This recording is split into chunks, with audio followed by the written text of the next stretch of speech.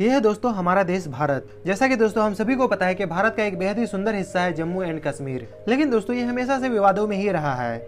हमारे देश के हजारों फौजी इसके लिए जाने ली भी है, तो दोस्तों हमारे देश के फौजी जाने गवाई भी है, ताकि दोस्तों देश की एकता और अखंडता बनी रहे। आज के इस वीडियो में दोस्तों हम बात करेंगे LAC और LOC के बारे में, और दोस्तों साथ ही इसको भी समझने की बात करेंगे कि भारत और चीन के बीच आखिरकार दोस्तों सीमा विवाद क्यों है। जैसा कि दोस्तों हम सभी को पता है कि कश्मीर का पूरा हिस्सा एक समय भारत के हकदार में हुआ करता था, लेकिन दोस्तों धीरे धीरे स्थिति बिल्कुल ही बदलती चली गई। जम्मू एंड कश्मीर के कुछ हिस्से को पाकिस्तान ने और कुछ हिस्से को चीन ने अपने कब्जे में ले लिया, लेकिन दोस्तों ये दोनों ही हिस्सा भारत के इंटीग्रल पार्ट है। आज नहीं तो दोस्तों कल इसे हम वापस लेके ही रहेंगे। आप दोस्तों ये जो लाइन देख रहे हो वो है LOC, यानी कि दोस्तों लाइन ऑफ कंट्रोल। उधर के हिस्से को दोस्तों पहले पाकिस्तान कंट्रोल कश्मीर कहा जाता था, जिसे दोस्तों भारत सरकार ने बदलकर पाकिस्तान ऑक्युपाइड कश्मीर कह दिया। बात दरअसल यह है दोस्तों कि पार्टीशन के समय जम्मू एंड कश्मीर भारत और पाकिस्तान के साथ न रहकर एक स्वतंत्र राज्य रहने की अपेक्षा की थी। लेकिन दोस्तों जब 1947 में पाकिस्तानियों ने इस पर आक्रमण किया, तो दोस्तों उस वक्त के वहां के महाराजा हरि सिंह ने भारत से मिलिट्री सहायता मांगी थी।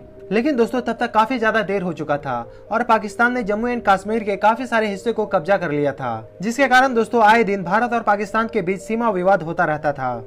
इसी को भविष्य में रोकने के लिहाज से दोस्तों 1971 में भारत और पाकिस्तान के युद्ध के बाद 1972 में शिमला समझौते के तहत दोनों देशों ने LOC को स्वीकार किया। पाकिस्तान ऑक्युपाइड कश्मीर एडमिनिस्ट्रेशन को दो पार्टों में डिवाइड किया गया था।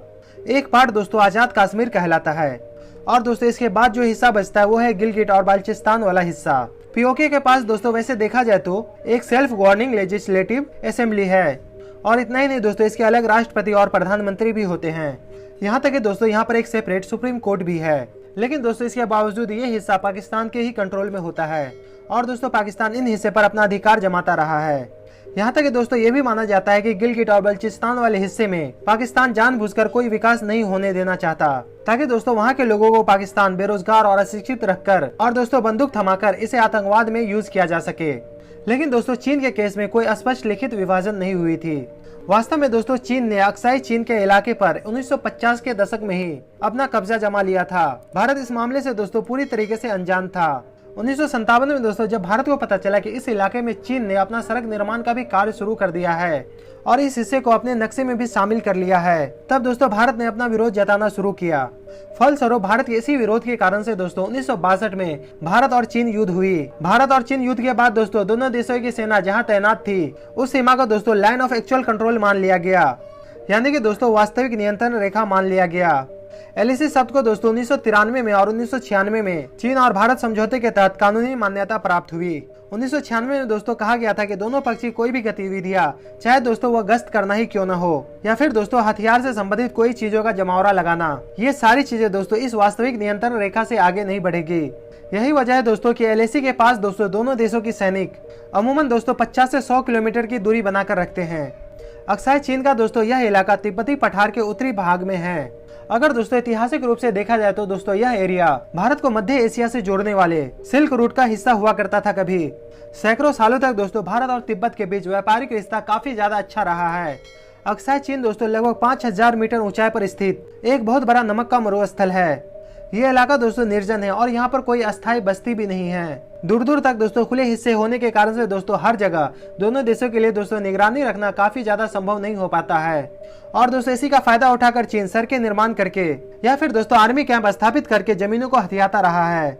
हम आपको बता दें दोस्तों चीन अपने सीमा विस्तार के नशे में इतना ज्यादा चूर हो चुका है कि वह अपने से सटे लगभग हर देशों के जमीन को अपनाना चाहता है, चाहे फिर दोस्तों वो जापान हो या फिर दोस्तों साउथ कोरिया हो या फिर नॉर्थ कोरिया, यहाँ तक दोस्तों मंगोलिया का भी हिस्सा अपनाना चाहता है।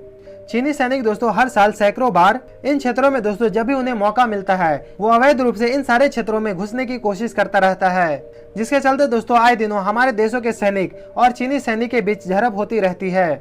कई बार दोस्तों तो हम लोगों को पता चल जाता है, लेकिन दोस्तों कई बार ऐसा होता है कि हम लोगों को पता तक भी नहीं चलता। लेकिन दोस्तों 15 जून को जो भारत और चीन सेनाओं के बीच झड़प हुई वो दोस्तों 1975 के बाद सबसे बड़ी झड़प है, जिसमें दोस्तों हमारे देश के 20 से भी ज्यादा फौजी भाई शहीद हो गए थे। चीन के साथ दोस्तों भारत का झड़प होना एक मुख्य कारण तो सीमा विवाद है ही, लेकिन दोस्तों इसके तत्कालीन कारण के रूप में चीन के द्वारा LAC से सटे सड़कों के निर्माण और दोस्तों गलवान वैली और पेंगोंग लेक के पास चीनी सैनिकों का गतिविधि बढ़ जाना काफी ज्यादा हो चुका था।